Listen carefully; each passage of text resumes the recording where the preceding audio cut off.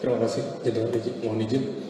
Untuk menyambung, menjelaskan terkait perbedaan ciri-ciri fisik oli yang asli dengan yang tidak sesuai standar kami, yang bisa saya terangkan di sini sesuai yang di depan teman-teman bisa lihat. Ini adalah produk kami dari MPX. Yang paling nyata, paling gampang bisa konsumen lihat, teman-teman semua lihat. Pertama itu dari tutup botol. Tutup botol ini contoh yang asli. Kemudian kalau contoh yang palsu itu cenderung mereka ada coak.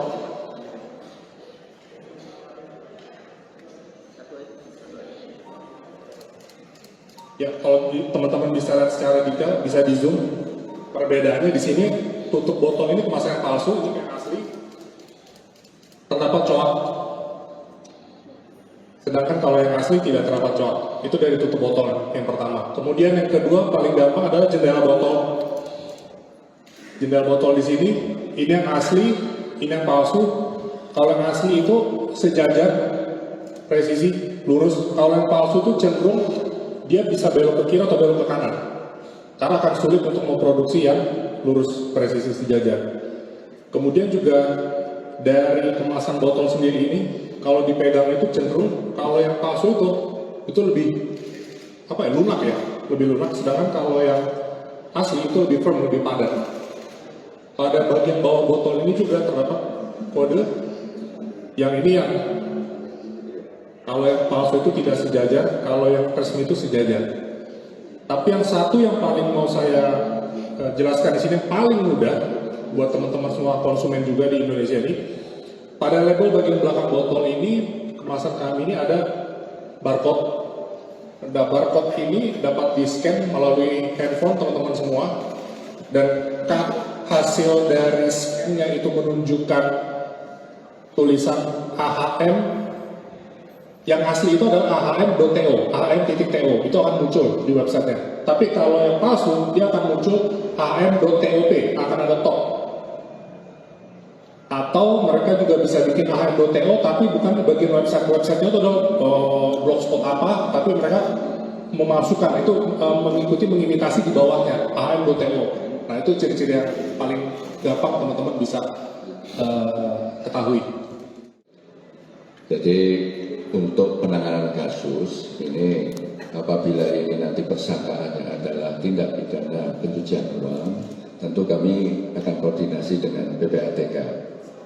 Karena itu merupakan satu alat bukti yang diperlukan di dalam pembuktian kasus TPPI. Saya kira demikian. Oke, silakan.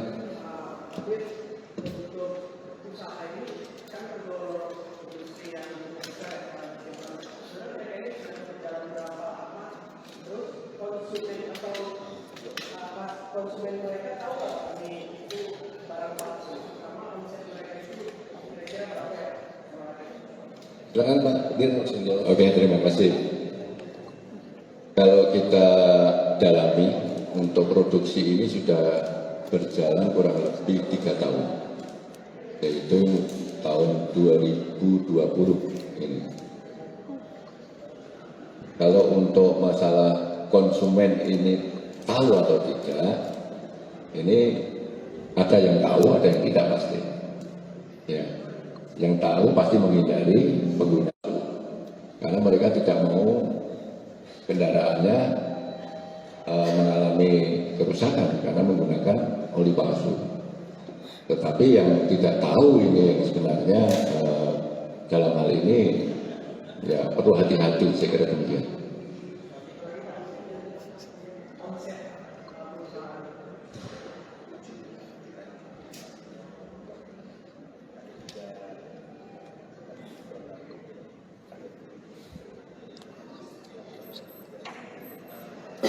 Oke, terima kasih. Totalnya itu kalau per bulan, ini kan ada tadi ada 3 gudang yang dijadikan pabrik ya. Per gudang itu 6,5 M. Jadi kali 3. Kurang lebih ya sekitar 20 miliar per bulan omsetnya. Oke, coba.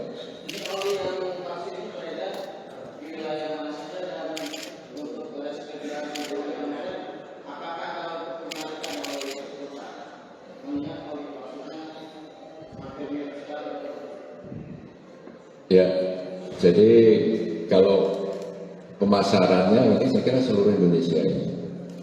Karena dari data yang kami peroleh sementara ini ada berbagai provinsi untuk wilayah pemasarannya. Sedangkan untuk penarikan nanti tentunya kami akan koordinasi dengan Polda. Saya kira demikian. Oke, silakan. Tadi izin menyambung pertanyaan sebelumnya, ini kan produksinya cukup banyak, omsetnya juga besar, artinya kan konsumennya banyak juga gitu. Nah ini pelaku ini memasarkannya di apa, secara online atau gimana? Lalu apakah dengan harga yang murah atau seperti apa gitu Pak? Silakan mungkin dari Penyidik. mungkin Kasubdit. Terima kasih Jenderal, mohon izin. Untuk pemasarannya tadi, ini sampai hampir ke seluruh Indonesia. Kemudian untuk omset yang cukup besar ini, memang ini tidak dilakukan secara online. Ini ada distribusi dari para toko-toko atau distributor-distributor yang ada di wilayah-wilayah. Ya, dan untuk tindak lanjutnya nanti ke depan akan kita pikirkan seperti apa. Apakah kita tarik atau akan kita tindak terhadap pelaku-pelaku pendistribusian tersebut. Karena jelas itu bahwa ini adalah oli palsu yang diperdagangkan. Untuk harganya dia di bawah Harganya sampai di konsumen beda antara 1.000 sampai 2.000 rupiah, beda di konsumen. Tapi dari produsen ke distributor ini cukup bedanya cukup tinggi disparitasnya di situ. Nah, sedikit Pak, untuk membedakan oli palsu ini sama yang asli, bagaimana cara konsumen membedakannya? Nah ini yang agak sulit memang kalau untuk membedakan itu secara kasat mata kita akan kesulitan untuk itu. Nanti mungkin dari pemegang merek yang bisa lihat dengan ini nyata perbedaan.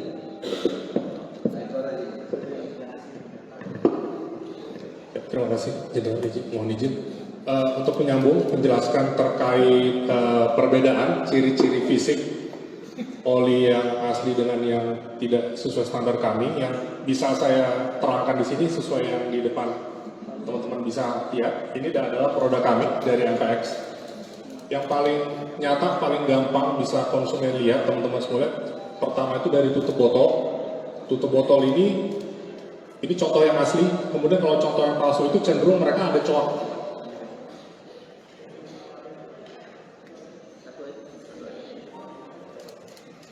Ya, kalau teman-teman bisa lihat secara detail, bisa di zoom.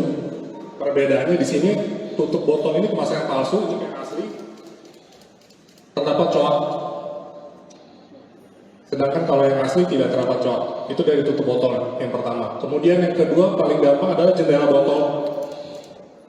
Jendela botol di sini, ini yang asli, ini yang palsu. Kalau yang asli itu sejajar, presisi, lurus. Kalau yang palsu itu cenderung dia bisa belok ke kiri atau belok ke kanan. Karena akan sulit untuk memproduksi yang lurus, presisi, sejajar. Kemudian juga dari kemasan botol sendiri ini, kalau dipegang itu cenderung, kalau yang palsu itu lebih lunak ya, lebih lunak. Sedangkan kalau yang asli itu lebih firm, lebih padat. Pada bagian bawah botol ini juga terdapat kode yang ini yang kalau yang palsu itu tidak sejajar, kalau yang resmi itu sejajar. Tapi yang satu yang paling mau saya jelaskan di sini paling mudah buat teman-teman semua konsumen juga di Indonesia ini, pada label bagian belakang botol ini kemasan kami ini ada barcode. Nah, barcode ini dapat di-scan melalui handphone teman-teman semua, dan hasil dari scan-nya itu menunjukkan tulisan AHM. Yang asli itu adalah AHM.to, AHM.to, itu akan muncul di websitenya. Tapi kalau yang palsu, dia akan muncul AHM.top, akan ada top. Atau mereka juga bisa bikin AHM.to, tapi bukan di bagian websitenya itu adalah blogspot apa, tapi mereka memasukkan itu mengimitasi di bawahnya AHM.to. Nah itu ciri-ciri yang paling gampang teman-teman bisa ketahui. Demikian, terima kasih. Pak, satu lagi Pak, terkait kemampuan mereka bisa meracik oli palsu ini, dapat dari mana mereka, belajar dari mana mereka?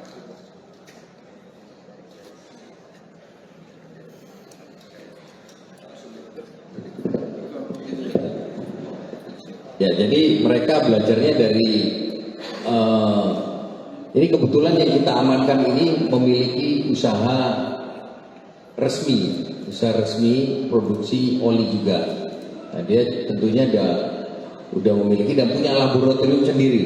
Laboratorium tersebut disitulah untuk menguji kadar daripada kandungan dalam oli tersebut, termasuk juga harumnya, wanginya daripada masing-masing oli itu ini dicampur di situ. Artinya tentunya mereka pelajari ini sampai bisa membuat oli tersebut. Gitu Mas.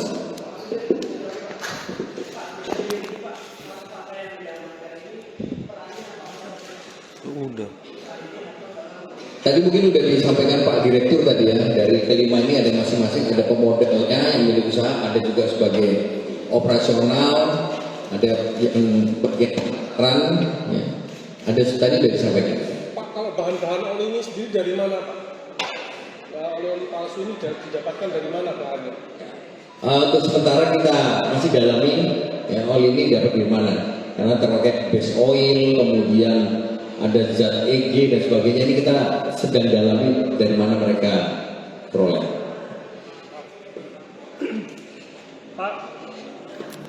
Pak, himbauan untuk konsumen Pak biar lebih teliti dalam membeli produk-produk oli ini apa kira-kira? Pak Andika mungkin bisa menambahkan. Gimana Mas?